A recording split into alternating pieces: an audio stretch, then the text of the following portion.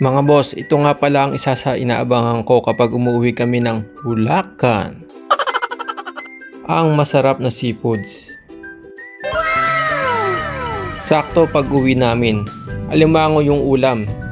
Tignan nyo mga boss, siksik sa taba lahat. Goods na goods mga boss. Kilala nga pala ang Hagonoy Bulacan sa bagsakan ng mga fresh seafoods.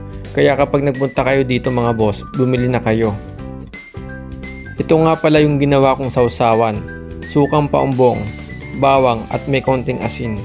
Tignan nyo mga boss, pagbukas ko punong-puno ng taba. Tara, kain tayo mga boss. Ang sarap talaga mga boss, mapapa-exercise talaga tayo nito. Bukas na lang ang diet. Try naman natin itong sipit. Tignan nyo mga boss, siksik din sa laman. Ito mga boss, kinutsara ko na yung aligi. Ang laki talaga ng aligi. Sulit talaga kapag bumili kayo dito ng alimango. Sige na mga boss, baka naglalaway na kayo sa sarap nitong alimango. Thank you for watching.